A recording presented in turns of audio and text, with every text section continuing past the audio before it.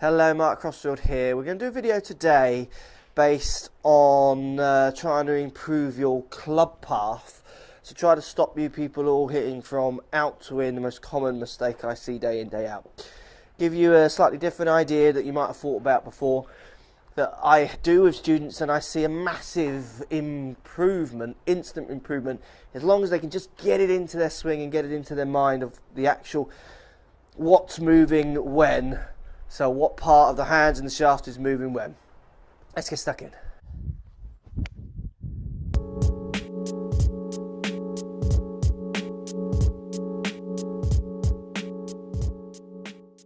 So club path, guys, the direction the club is travelling on as it strikes the ball. Most common club path that I see day in, day out is people hitting over the top, as they call it, out to in. So minus numbers on launch monitors, those kind of things. So people create pulls, slices from them, fades, all those kind of common problems. And also inconsistent hitting, which is one of the biggest problems with hitting the ball straight for most amateur golfers. I did a video the other day on the Golf Swing Weekly Fix where I talked about how the shaft plane should react to your hand plane on the downswing. A few people got a bit confused with what I was talking about. So I'm going to do a slightly more in-depth video here today to try and help you guys understand it. So let's start off. I've got some great footage of Hogan hitting some shots. This is unseen footage of Hogan hitting at Wentworth, Snead hitting at Wentworth as well. And we've also got a more modern clip of Justin Rose hitting. So let's look at these clips to give you an idea what this is all about. So a bit of footage here. This is 1953 Ben Hogan practicing at Wentworth. Unseen footage. No one's seen this footage, which I've acquired. So watch this look. Fantastic footage, obviously a bit blurry from the cameras used in those days, but what we see, same. This is 1953, you got to remember, guys. This is no secret what I'm saying here. People have been doing this for years, all good golfers have. As soon as Hogan gets to the top, so you can see the shaft here, look, coming from the top of the trees, just over his right shoulder, then watch it drop as it starts the downswing.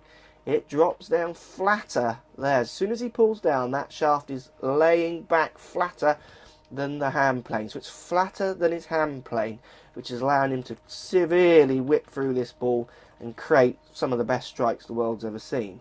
So now we've got Wentworth again, Ben Hogan's partner for the tournament they played in. This is Sam Snead, and what we're seeing, similar things again. 1953, top of the backswing, so you can see the shaft coming here.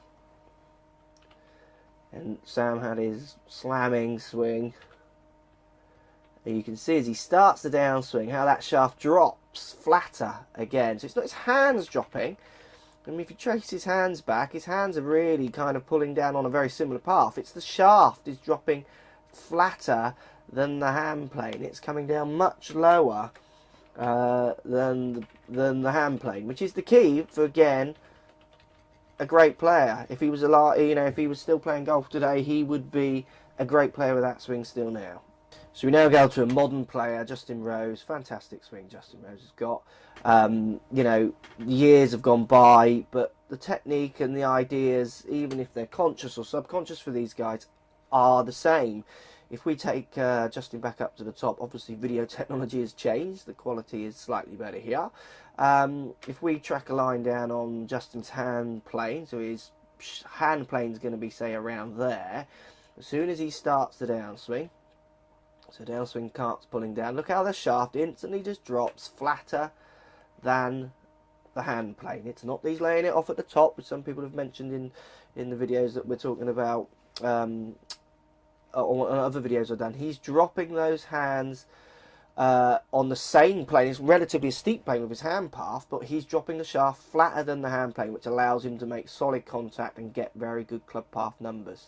So it's interesting, isn't it, on those clips, over this period of those 50, 60 years or whatever it is, 60, 70 years, the technique's not really changed, does it? You know, these great players are doing the same thing, which is really, really interesting. So look, what you're seeing from all of those golfers is as soon as they get the top of their backswing, as soon as they start their downswing, it doesn't matter what direction they pull their hands on, they're always allowing the shaft plane to get flatter than the plane their hands are coming on. So look, let me try two shots and I'll show you what it does to my numbers when I change the shaft plane to my hand plane. Here we go, let's go to the first one. This is my standard shot. trying to just hit my normal straight shot. So struck that well. Trackman's picking it up. Okay, that's showing a club path of 0.5 left. So 0, it's straight. It's 0.5 of a degree left, so barely measurable. Now if I try and hit one now where I try and get the shaft to come down steeper than whatever hand plane I swing on, so it doesn't matter if I'm going to drop my hands or pull my hands over, I'm just going to try and get the shaft steeper than my hand plane. Now this is hard, so I'm actually going to do it in 2 phases so I can look. God, that is so difficult to hit the ball that way. You guys have more skills than you think. You can actually hit a target doing it that way. I'm going to do one more, just to make sure I get it. It's so hard to do. It just makes no sense in my mind. Hit the ball. There it is. That was it.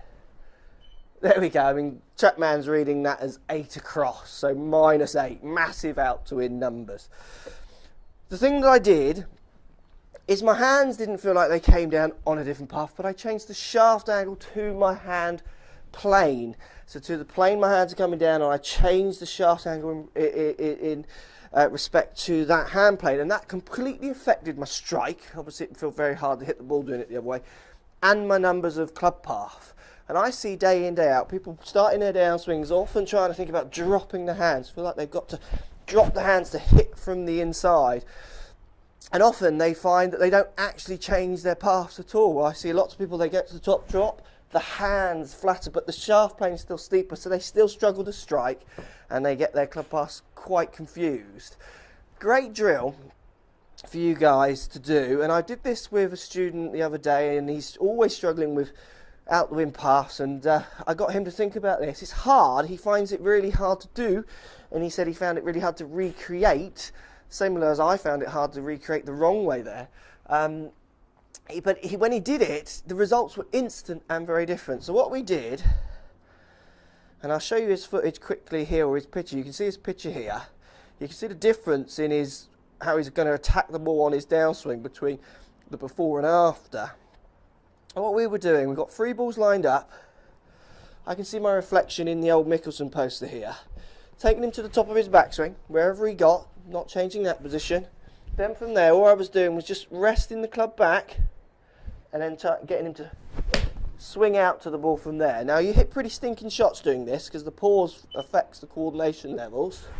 So from here, as soon as he pulls down, that shaft's got to get flatter. So up to the top, normal backswing, just lay the club back, then swing out. So the laying of the club back is more to do with the starting of the downswing. We're doing it just kind of bolted on here to get the drill. Then the last swing, what he did is just try and recreate it. And every time we did this, his numbers on Trackman were just fantastic. His club path numbers improved, his striking improved. And he started to say things like when he did it right, he felt like how easy and natural it was to hit the ball. Which for lots of people, I mean, when I try and hit it the way I see lots of people hitting it, where the shaft plane's getting steeper than the hand plane, I don't know how you hit it. It's so difficult. I mean, if the shaft plane is getting steeper than the hand plane on the way down, unless you want to swing massively left, the only way to hit it is to start giving it the big raised hands, almost chicken wingy finish, which we see obviously so often. Great drill. Get on your range, get a reflection if you can. Top of your backswing, stop. Just lay the club back and then swing out from there. The laying back of the club is a downswing movement. What people were getting confused with from the last videos, they thought I was saying get to the top of the backswing, lay the club off and try and hit it, because they obviously feel that's going to make them hit from the inside, from the outside more. That laying of the club back is the starting of the downswing. It's not the backswing. Hope that makes sense. Look, give it a practice. Let me know what you think. If you're going to film yourself doing this with your apps and cameras and bits, get the camera more down the hand line. So where this camera hits for me, I'm trying to get it more down my hand line. It'll give you a true representation of what's going on at the top. So you don't get that issue of the perspective on the 2D image of the camera. So if you're going to film yourself to check if your hand plane is in X and where the shaft plane is in relationship to that, get your camera down the line of your hands more. It'll help you see clearer. Give that a practice. Let me know how you get on. Try and think about getting that shaft plane flatter than your hand plane. Try and get out of the habit of thinking about changing your hand plane, because if that shaft isn't related correctly to that hand plane, it will make zero difference. It won't help you in any way. Look, I hope this video helps. Got some interesting footage. I've got great footage there of Hogan and Sting. I've got the full practice sessions of those two, which I love watching. There's some great footage there.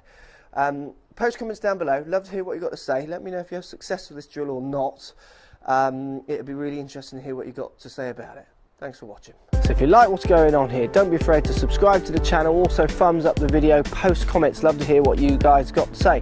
Let's keep it social. The more we talk, the more we share, the easier this game will get for everybody. So if you want to find me on Facebook here, you can find me on Facebook. If you want to tweet me, find me on Twitter here as well. Just follow the links, all in the description. Come and join the show. Get active, get involved, get playing some better golf. Thanks for watching.